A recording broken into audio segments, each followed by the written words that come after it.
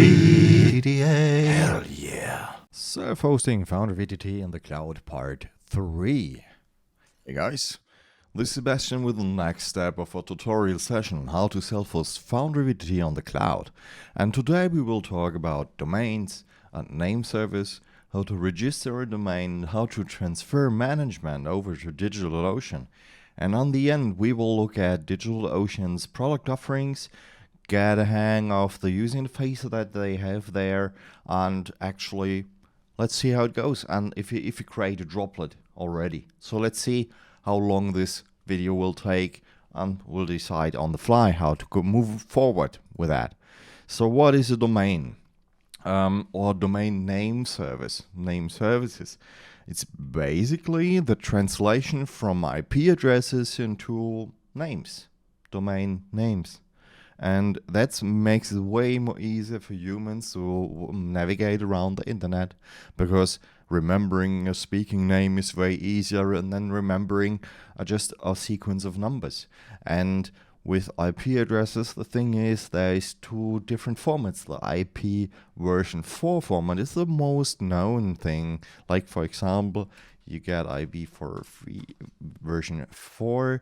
That is what we are used to use, and it just like these numbers, 4 digits separated by dots.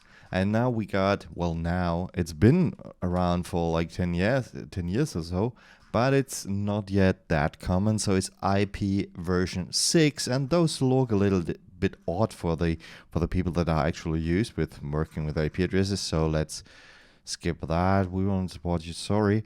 And these look like this, so it's even less great to remember how it's actually called. So where was that? Now that I zoomed in, here we go. So that's an IP version 6 address, and nobody will be able to remember that by heart for many services that you consume and use every day from the internet. So name services is translating that into names, and that's just a list of references. This name points to this IP address, and by managing these records, as they are called, we can allow users to access our Foundry server with a domain that we registered.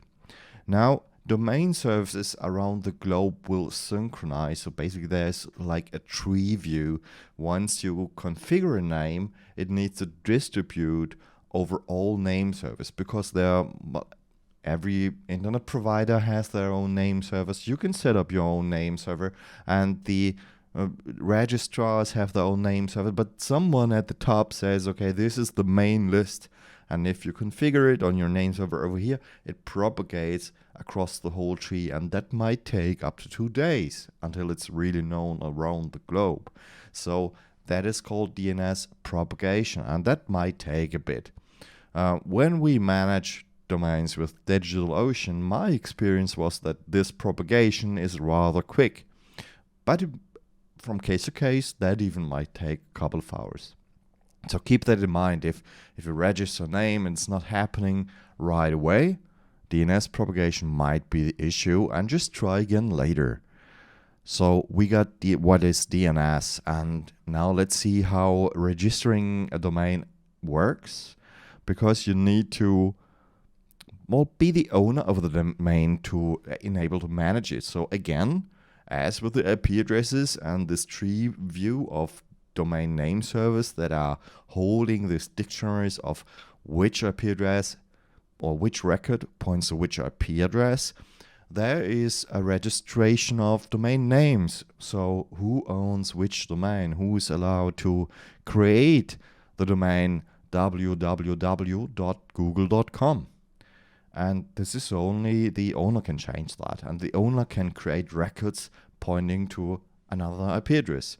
And in the past that happens regularly, because all these domain registrations are only valid for a certain time span, and if you do not renew this contract, you will lose ownership of that domain, and that is what's called domain sniping. Some people are just waiting for that exact moment when a domain expires, and if the owner has not set up renewal, automatic renewal, it's up for grabs. And in the past, that was quite common. Nowadays, not so much, but it still happens, and it's quite a publicity stunt if you grab a domain for a second and just create a web page not related to original owner. I think Google was a victim of that, Microsoft, all the big ones even. So just if you want, just create automatic renewal and you're safe from that. But I think we are not really the target for these domain snipers unless you happen to get a really great domain name, which is rare today because all the good ones are already taken for ages.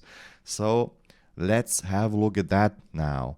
And the thing is, I said creating this record points to this IP address is within the domain name service.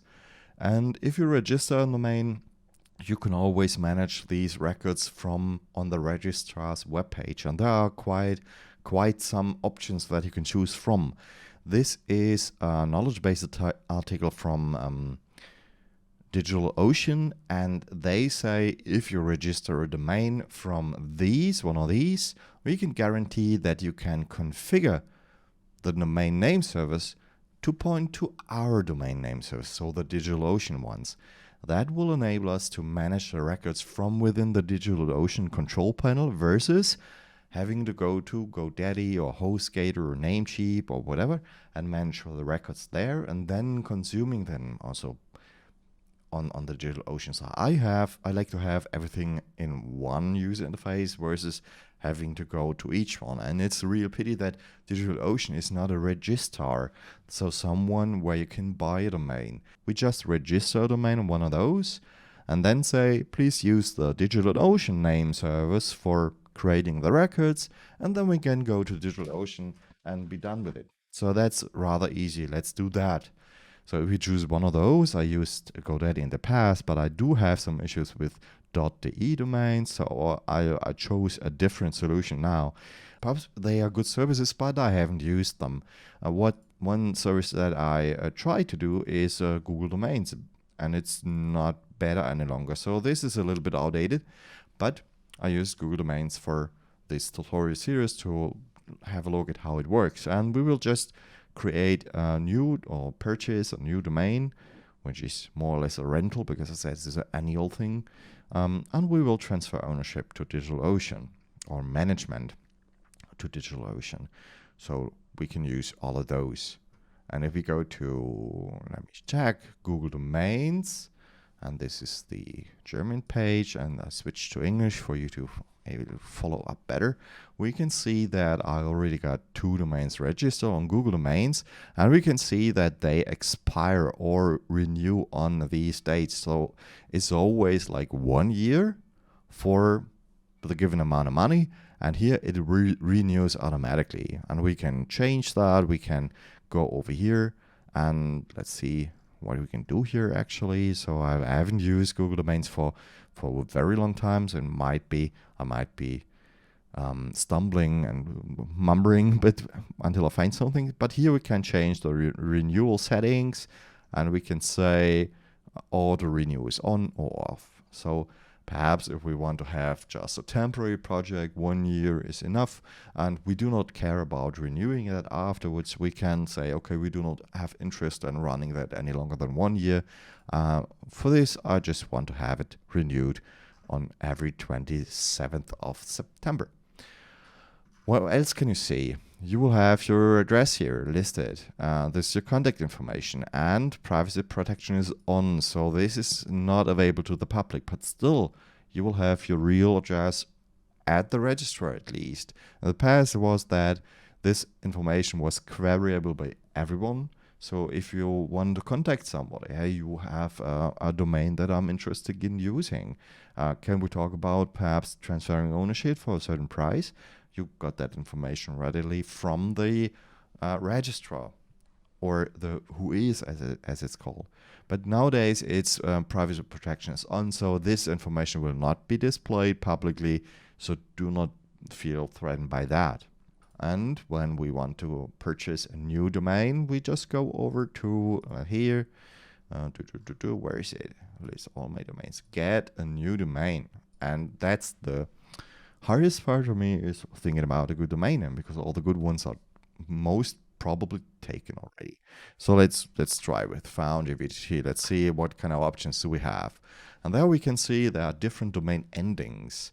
So all of these are possible to be registered with Google Domains, and we can hear here a couple of more endings. So it's .it for Italian ones, French info xyz com.mx. So you can choose whatever you want, but you see the costs for each domain is very, very different, because the ending, so someone is responsible for managing all records for one ending, and they decide on the costs involved in that. And the costs vary very widely. For example, .gold is 114 euros per year, because yes, gold is very precious, I get it. There are other endings that are more costly than for example, .org or .com domain, which are very common to use. So you can already see fvtt.com has been registered already, so we cannot register that. But we can register Foundry VTT.org for $12 a year. So just register anything that you will want to. Perhaps I will not use Foundry. Well, let's try Foundry. Foundry, as you see, Foundry has been very popular in the past. We can run a blog about Foundry or a chat about Foundry. All these names should reflect something that users expect. Alright, great. I found a name that I would like to use, and it's oneshot-taverne.de, because it matches the oneshot-tavern.com that I already registered, but just for German users. So that's nice. Let's register that one.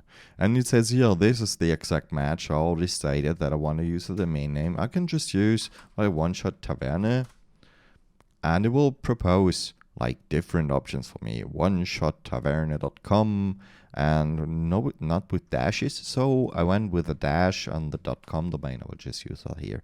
So let's go over here, and says this is the exact match. Only costs $7 a year, so .de domains are rather cheap. That's great, and let's put that in our shopping cart, and let's blur all the payment information in the end. I will say privacy protection is off, so it's not supported for DE domains. So the whois directory for .de domains, the ican.de, perhaps says we need to list your information publicly in the whois directory. So that's a bummer. That's not what I really want. But again, I have no choices if I want to use .de domains. And as I already registered .de domains, my information is out there already. So let's go over here. And that's as easy as it is. You need to have your contact information supplied. You need to have some kind of payment thingy here. And then you can just purchase this domain. And it will be usable for a year. And auto-renewable is on. And that's about it. Now my payment provider needs some authentication. I will pause the video for you to supply that, and we will be right back. So payment was successful, and the domain is now registered for me. And here we are. We have the domain now available for us, and we can go over to DNS, and we can create records here. So now, for example, www.oneshot-taverne.de should point to a specific IP address. But as I said, I would like to have the same user interface for managing my servers and my domain records, because you will see it's a little bit easier, but now I need to copy paste this IP address, and on DigitalOcean's user interface that's easier. So let's transfer managing the domain over to DigitalOcean. And if you follow this, we can see that there are some prerequisites, and they explain how to do that for every of those providers. And let's go to Google, and it already says how should we do this, and we say go to DNS and then select use custom domain name servers, and these are the things that we need to insert there. So it's nameserver1.digitalocean.com. So let's copy that and head over to Google Domains and go to custom name servers. And yes, we do not want to save these changes. And here we can just insert these 3 and just adjust the 1, 2, 3 and we're good to go.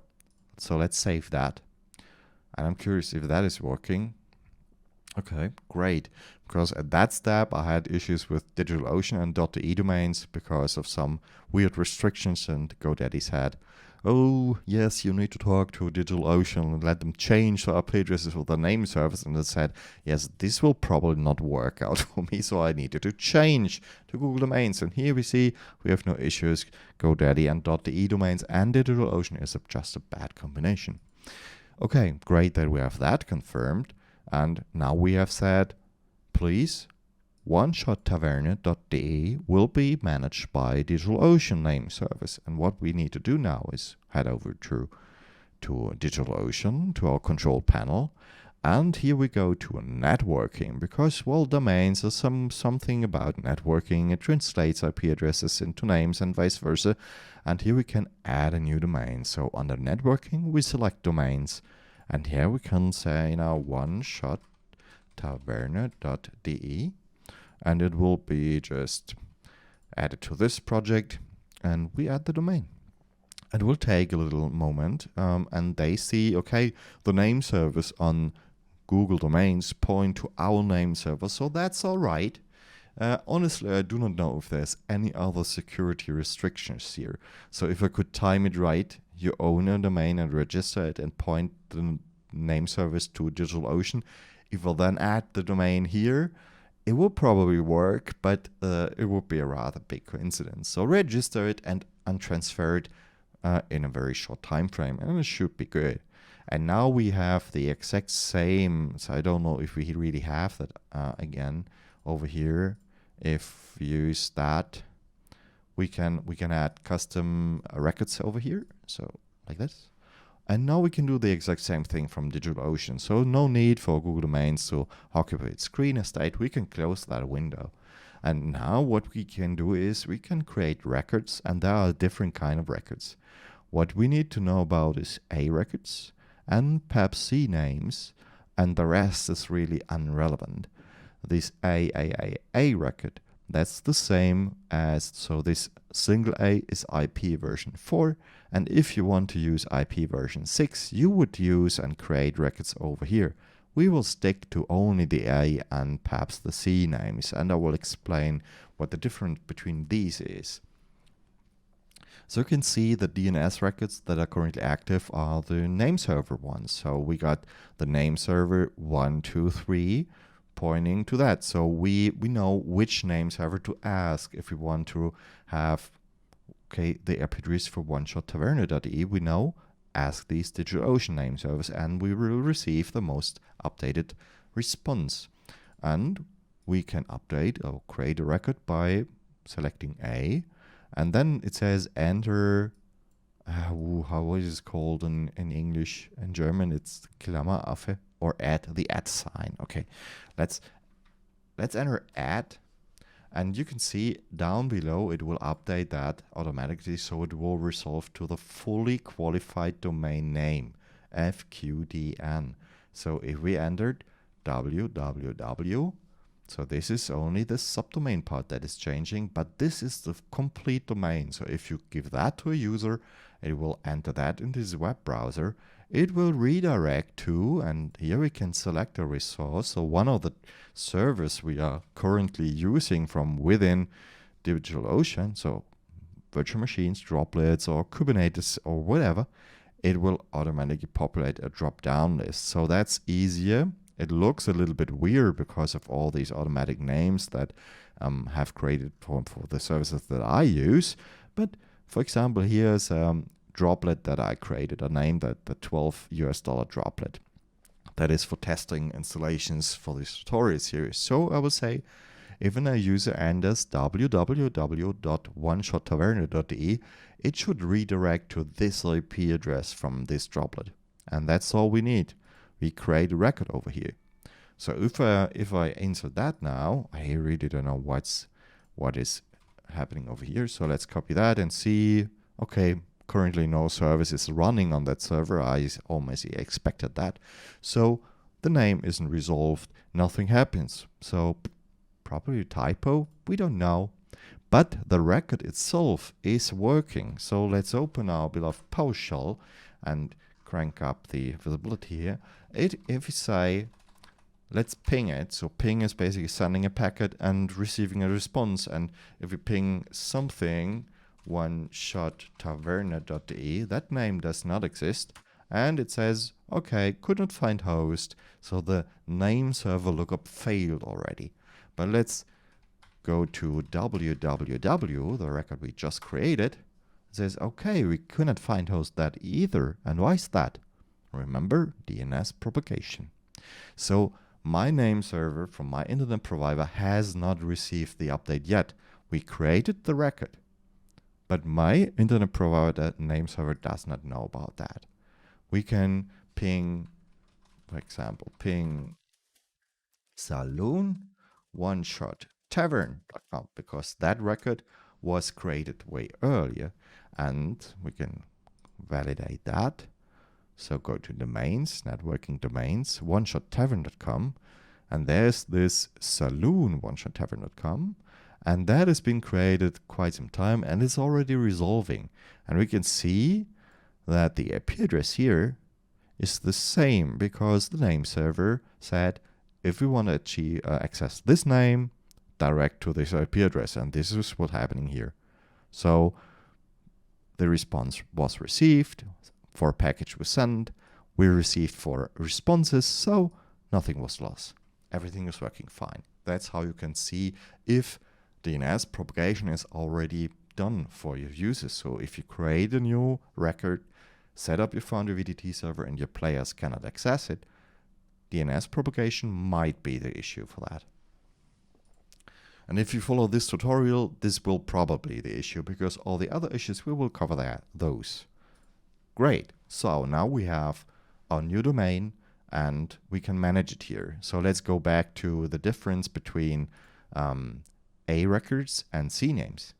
Because now we've got one-shot-taverna.de directs to an IP address, and this is an A record. So that's basically the most basic record you can do. Name to IP. Now if we changed, or let's delete the droplet so the IP address is freed and will change. And let's create another one. And we point that to the same droplet. And a third one. And already to the same droplet. Here we go. So all of these DNS records point to the same IP address. And for whatever reason, we decided perhaps we need to delete this server and recreate it and want to reuse these domain names. Then the IP address would change, and we need to change and modify all of these records. A better way to do that is, and let's delete all these to show you how I would suggest you do that. So let's delete all these records and delete that. Now we enter the @ and says, okay, it's just pointing to one-shot-tavern.de without any prefix. And we say it will point to this droplet over here with this IP address. So this is our only A record. And if you go now to C names, which is basically just aliasing, host name is an alias of. So let's say the host name www. Again, we will see the resulting fully qualified domain name over here in the bottom. It says is an alias of @ because we use it here. So the only thing without a prefix. And let's create a record here. And if that is successfully created, we can see what's happening here. So this is an A record. This name points to this IP address. And the C name www is an alias of this one. So this. And we can see if we type in www, it will redirect to one-shot-taverna.de, which resolves into an IP address. And let's create a saloon here too. It is an alias of the base name that we created earlier, this A record. So we can see that all these records are just aliases to this A record. And if we manage this one, so we record, and we say our IP address is now that, all these changes are does not need modifying and are still updated. No need to worry. If you making a mistake here, you can always correct that. And the worst thing that you need to have is to wait for a certain time until the changes are propagated. So let's clean that up here, and let's move to creating a server for us using one of those domain names. So we all delete all of those. It's really a clean slate. And now let's look at the product offerings of DigitalOcean. And let's preface that with a little bit of talking about why I choose DigitalOcean versus running my services in the Google Cloud or Microsoft Cloud or the Amazon Cloud. So Amazon Web Services, Google Cloud, or Microsoft Azure are all the big three players, alongside some Oracle Cloud is already there. So there are plenty of people trying to get your money to provide services for you. And I chose DigitalOcean because using the user interface and creating a server and managing all this stuff is super easy, because the control panel is very, very clean. It's very not overburdened with options too. So if you are a company with like 1,000 of employees and you've got one department that is managing all of your cloud resources and developer departments which will try to consume those resources in a dynamic way, then the big three offer more for you, because you can separate the concerns and have really access roles very clearly defined, who user can do what, and they integrate into your, for example, Active Directory. That's not something that we need as just a person wanting to run a Foundry server. It needs to be simple. And I looked at Amazon Web Services, and even I, coming in from IT and working with all these complex structures, even I struggle in defining the correct access controls for every resource that I need to just create a virtual machine and perhaps use some storage alongside it. It's more complicated, and you can dig into it, and it's a bit cheaper than DigitalOcean. But for me, I value my time more than perhaps $1 a month. And having a clean and simple user interface tops the flexibility and all the they offer more products. That's granted. So Amazon, and this is just a subset of Amazon's offering, for example. And it's a little bit pricier, but as I said, I offer my time as more valuable as having more services provided that I will never use, and needing to dig around in the user interfaces just takes more time for me to get shit done. So I like to receive a result more quickly, and I'm gladly paying like 10% on top. Disclaimer, I do not know about the price differences. I think they are not very significant, but I might be wrong about that. Still, I've been using DigitalOcean for years now, and you can see on this bill, now we have like, it's the middle of this month, so I will pay $300 this month to DigitalOcean, because I like the service. They are stable and they are easy to use. Now, if you agree, let's have a look at what the products offerings are, or which do we need. And these are available in the Manage tab over here. So these are all the apps, the services that you can consume, and we do just need one, perhaps two of those. We talked about networking already.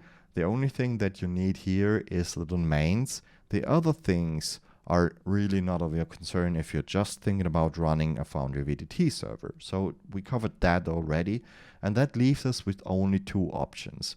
The first one that we absolutely need is Droplets. Droplets is DigitalOcean's name for virtual machines. And something that we will perhaps use is Spaces, but that's depending on your really requirements. So let's talk about the first thing, Droplets. And you can forget about the other stuff here.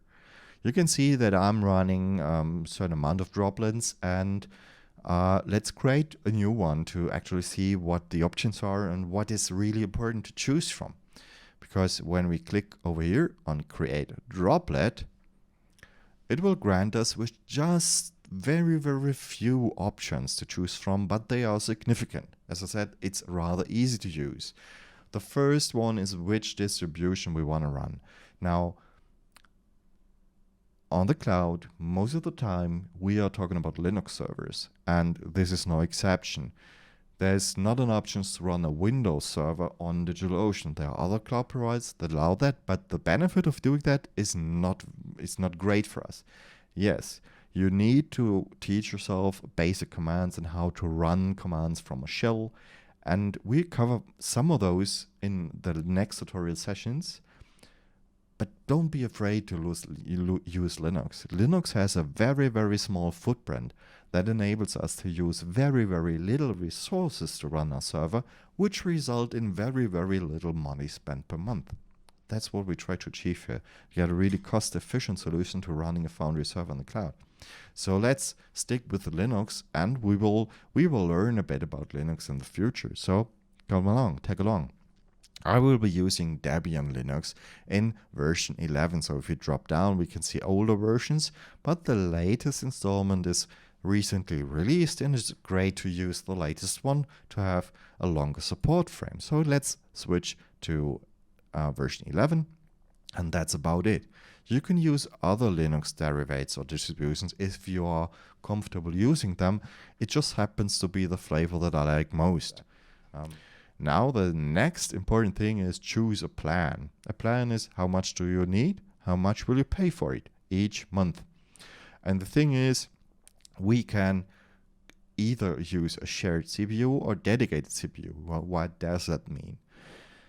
On this cloud or any cloud, they have real servers running with real storage disks inside, SSDs, NVMEs, just regular magnetic platters.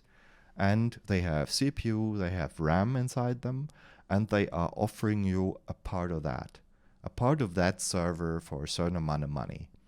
And shared CPU, where the dedicated CPU means we got a server with like 2 CPUs on the main board, having like 16 cores and 500 gigabytes of RAM in that one server. They can make slices out of that, and they can say, okay, I press this slice because it will perhaps contain 1 core dedicated to the machine that I hereby wanna buy. So I will be granted and guaranteed 1 core is waiting for me, ready to use when I need to use it. And with shared CPUs, that's a bit different. So you will be not running the same dedicated CPUs, will be different servers than this. And this is what virtualization makes so great from a cost effectiveness standpoint. Because normally, let's have a look, we want to run 100 Foundry servers on the same server. And let's have users from around the globe. You will be running your games on a very different time schedule than I will be running, probably from Germany versus the US versus India, for example. If you have users from all around the globe, you will run your session, which takes 4 hours to complete in my night when I'm sleeping. And in Bangalore, people just wake up and start getting ready for work. So we can share this CPU and nobody will notice. We are very efficient in power consumption, in just resource consumption. And that makes it more cheap. But if plenty of US users are using the same server at the same time, you might be affected by it. So it's a drawback for us. Believe me, it's totally cool to use a shared CPU because we use minimal amount of resources either way, because Foundry as a server is super easy to run. It's just a web server with a little database.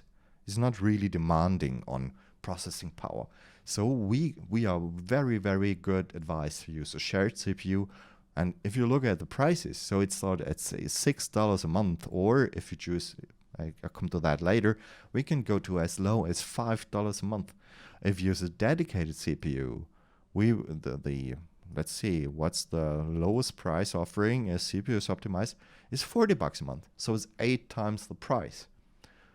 Yes, we do have more gigabyte of RAM and we have 2 CPUs waiting for us. So 2 cores are idling most of the time and not making anything because we're not running games 24/7.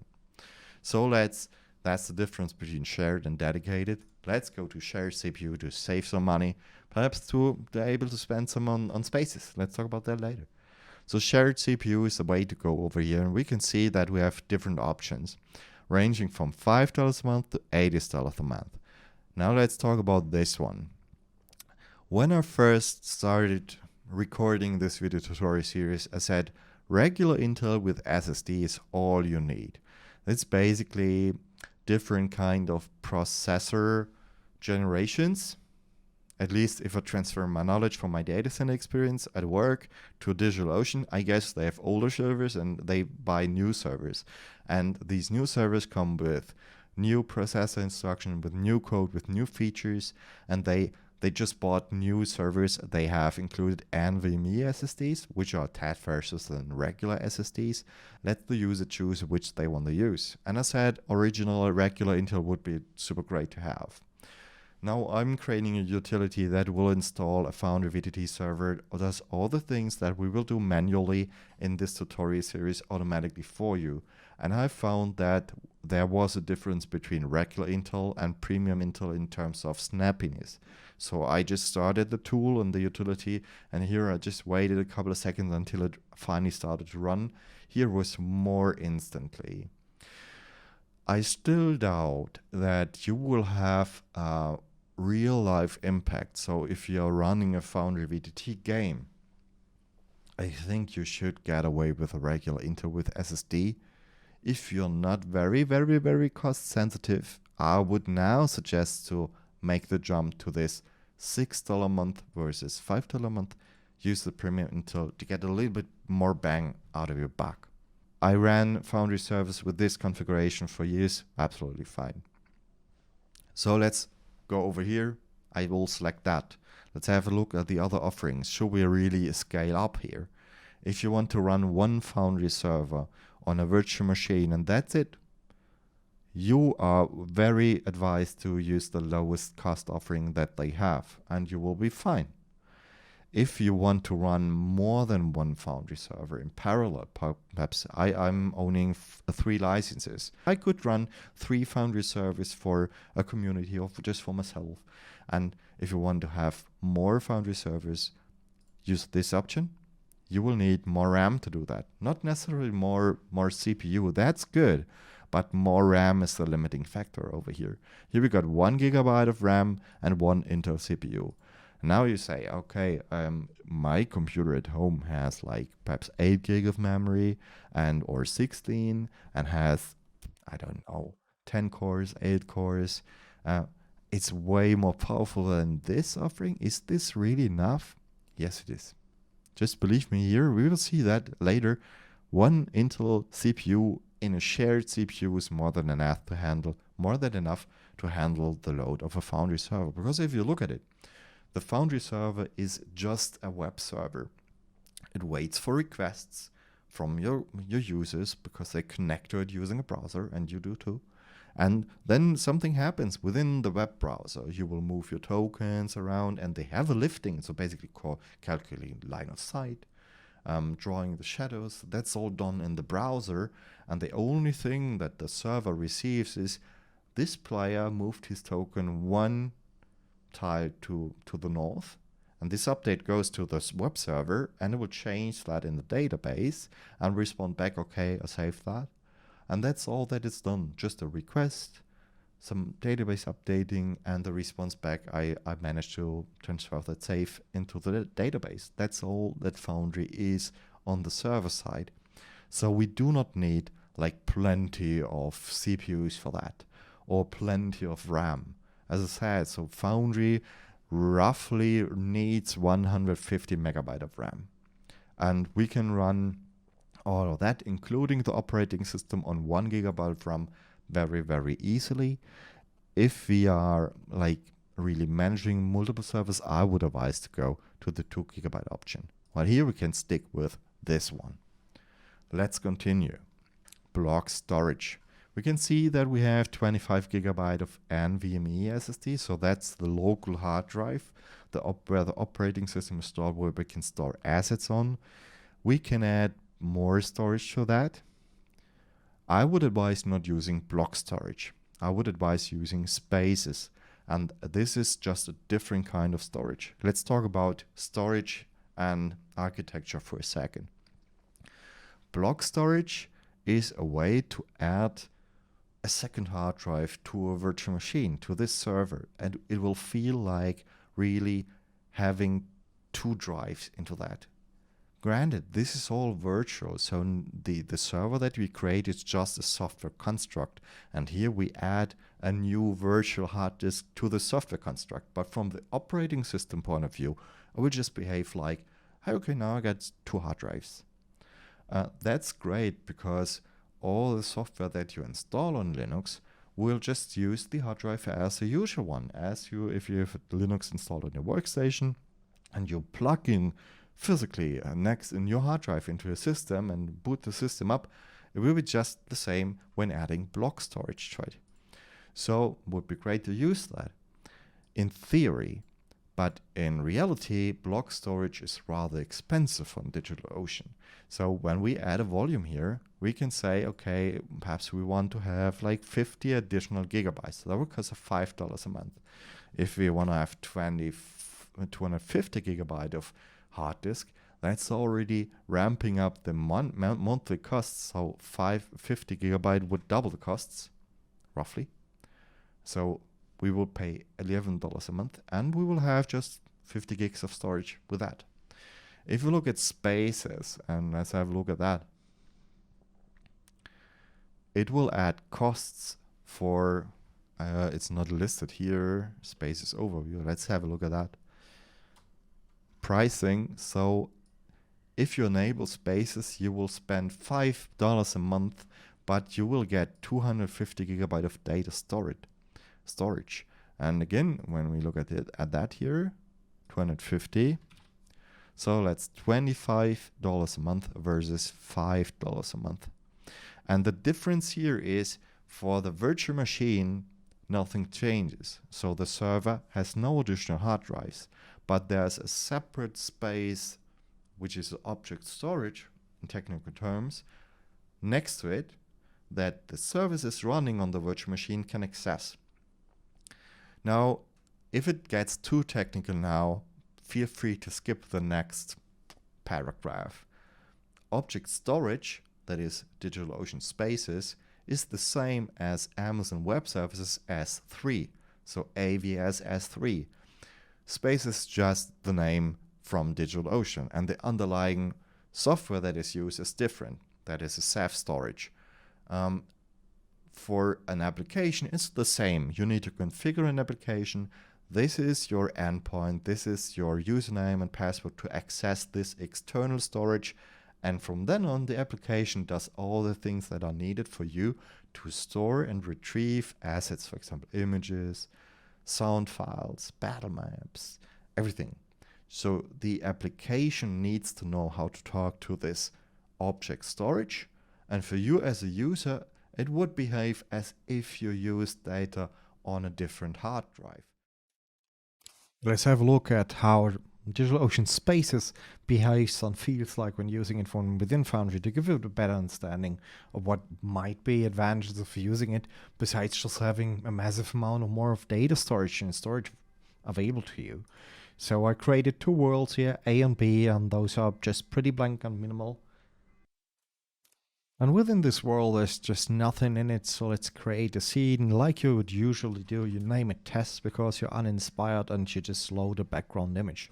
And you can see one thing here, what I did already is I created, and let's have a look at the actual file system from within the server. So we connect via SSH to our server, ramp up the file font size a bit, and then we will see that I installed the server here, and this is the user data directory. So this is the file directory structure on the operating system level, and it is displayed as that within Foundry VTT. And we can see that module system worlds would be the default, and I created a shared folder here just in order to be able to create something. Let's remove that real quick because I think I installed something in it. So make it your share. Let's just delete and make it fresh. So upload the new battle map that we want to use in World A to this location. And let's choose that tavern. And it will get uploaded and stored. And we can confirm that once we get the success message over here. We can go into the shared folder and we can see, okay, the image has been stored successfully. So tavern PNG is within this directory stored successfully on our server. So great, let's use that and create a scene. So the tavern is already in place. If we now go to world number B, because our party on Wednesdays is going to the same tavern, we would need to create a new scene. Again, we call it test, and we can now select the file that we previously uploaded here. So that's good. We can just reuse the same image file and we got the same scene. That's even greater. Now, one thing that we can do with this structure already is, for example, and we need some kind of, okay, let's put this scene into a compendium and create a new world and reuse that. That's possible too, because if you look at that, this path is the same in world A and B, because it's the same file folder. As you can see here, is for both, it's data shared. It's not related to a world within this Foundry server. So that would work. We can put that into a compendium and reuse it in world C. And that's a quick reminder that something like that exists on VTTI. If I log in, I got tools and I can create a shared module from that. So let's do that real quick. Let's call it shared scenes, because we only have scenes in here. So scene, add shared scenes. So and let's generate a link, copy that, and go to our setup on our Foundry server and install that module that has been created for us from the generator. Okay, so that worked. Now let's let's go into world A and let's enable the module, shared scenes module. Let's go to compendiums and toggle the edit log so we can actually change something and put this test scene over here. So now this is stored in our shared module, and we can go to world B. That's already where I created it. Okay, let's go to world C. And we'll create that. C, D&D 5e. That's around, so that's good. We log in as game master. We enable a shared module. So that's all unrelated to DigitalOcean Spaces per se. But again, it's cool to see that this is working. So we can import this scene and we can display it all right, because it is, again, stored in a folder not related to the world. Now, it would be different if you ran two Foundry servers on the same virtual machine. They do not share a file system. They have a hard boundary between them, and you will not be able to do that as easy as that. Now let's look at actually what we achieve, or how it feels like when working with DigitalOcean Spaces, because I configured this Foundry server to use DigitalOcean Spaces. You need to supply an access key, a secret access key, and endpoint information. This will be written, and how we configure it when we install the server itself. I will show you how to do that. But all you need to know now is, when we create a scene or open any file picker like that, we do have an additional entry called Amazon S3 in the top right. This is not there if you do not configure Amazon S3 or DigitalOcean Spaces, so Foundry doesn't know that we're using DigitalOcean. It will just assume it's Amazon S3 because it's the default. And if we click that, we can see some kind of files and folders. And if you go over here, this is the DigitalOcean Spaces that I'm using from our Foundry service, and we can see the same exact folder structure than from within Foundry. So it behaves like, for you as a user, just like a hard drive, just like a folder. But Foundry will replace all these clicks into HTTP requests give me the contents of the media folder, please. Or give me the contents of the DigitalOcean Spaces bucket, the root level. Or go to scenes and display everything you have there. So let's choose a file and upload something in here, for example, the fields. So it will behave for you just as if you used your local folder. It will open and store this fields.png at that location. And let's confirm that. If we go to scenes over here, now it is there. So we can just use that as any local file, and it behaves not differently for us. Yes. And again, we can unlock the toggle the edit lock here. Yes, we know what we are doing. And we can drag that in here and go to another world, to world A. I don't know if I enabled the module here. Yes, I did. So let's go here and we can import test. And we got a pretty field scene for us, ready to play. So is it different then? If you're running one Foundry server, it isn't really. So the deciding factor should be, is storing roughly 20 gigs of asset sufficient for me? If you are just using battle maps and perhaps do a little bit of cleanup from now and then, you might probably get away without DigitalOcean Spaces with just a single Foundry server. For me, it is great to have, because it uses DigitalOcean Spaces on VTT.io, so all the assets there, the modules are stored there. If you download something from the module page, it gets loaded from DigitalOcean Spaces. So I'm using it for different kind of things. But if I would just create a Foundry server, what would I do? I would probably start without DigitalOcean Spaces, and if I grew out of that, so if I evaluate it and I think it's a good product and I want to really dive into it, or if I want to use animated battle maps, I will hardly think about not using DigitalOcean Spaces. That was a weird sentence. So I guess I would spend this $5 a month. But each one to his own. If you're running multiple Foundry servers, having a shared storage is the best thing to do. If you tend to try to figure out how do you want to deploy Foundry, perhaps you're fiddling around with it and you don't want to upload all the battle maps all the time when you delete a droplet and recreate your Foundry server as a new droplet. Having all these battle maps and assets stored on DigitalOcean Spaces will make them instantly available after you recreated your server. So that's perhaps something that you can keep in mind.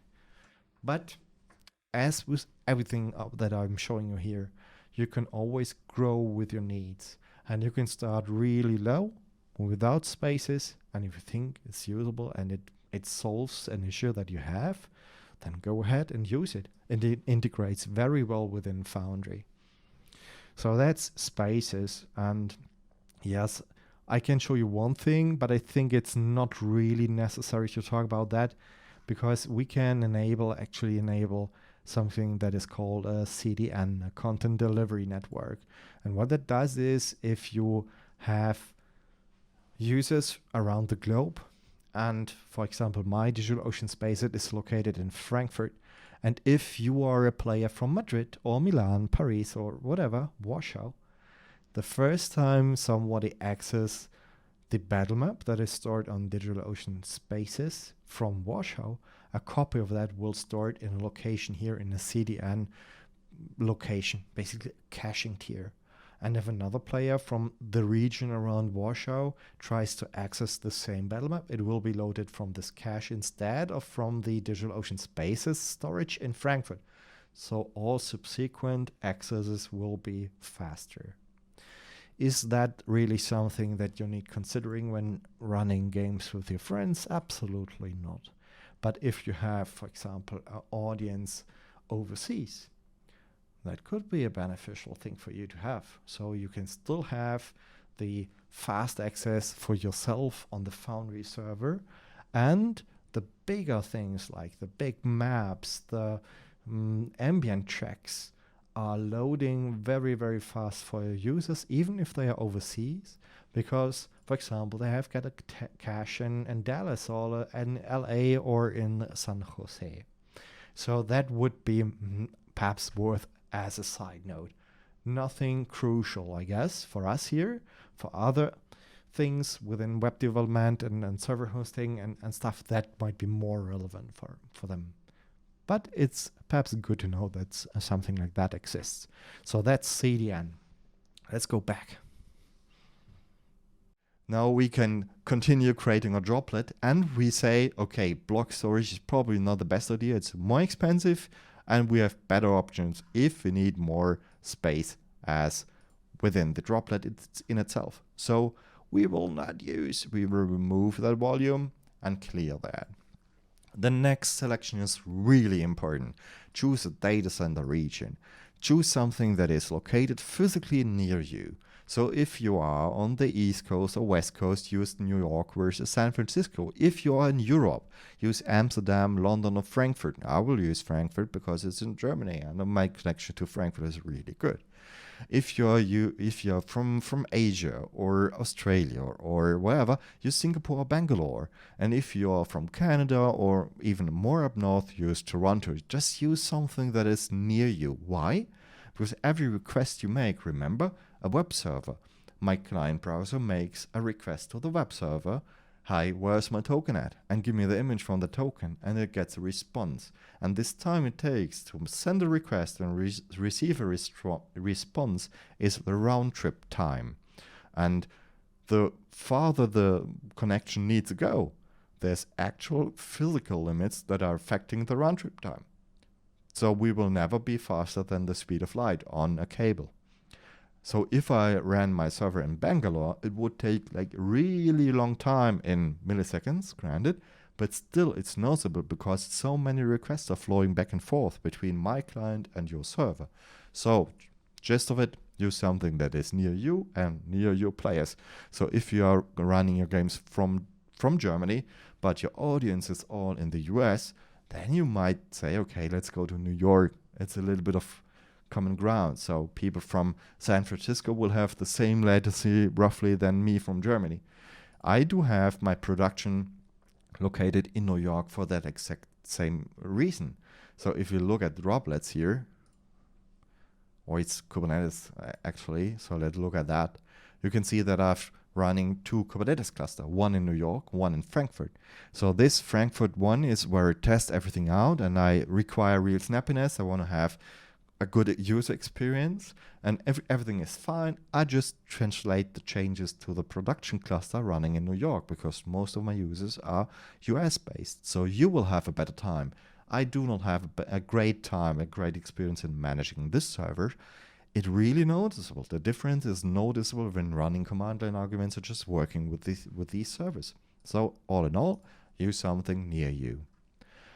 We do not need a VPC network. That's when you create different servers and how they communicate. You can create a backend network which is secure and not going over the internet. So we do not need that. Additional options, that would be great to select monitoring. That will enable us to have really nice graphs what's going on the server. So we add that. Authentication, we talked about that in the latest part of the video tutorial. Pretty important topic. Make sure to watch the video. We will use SSH keys and I will select the one that I created in the last part of the tutorial. So this will be supplied to my droplet and I can connect using SSH with my private key that we generated. Finalize and create. We are finally there. How many droplets? How many servers do you want to run? One. How? Choose a host name. So let's use something one shot taverna.d. Something that just we can remember. We can use whatever. You just need to remember it. So I will be using this. Feel free to choose something, but it will be a host name, and that is, for example, I cannot use one shot tavern. It says invalid host name because it's basically like a domain name. Certain rules apply. No blank spaces. So one shot taverna.d. I just use that.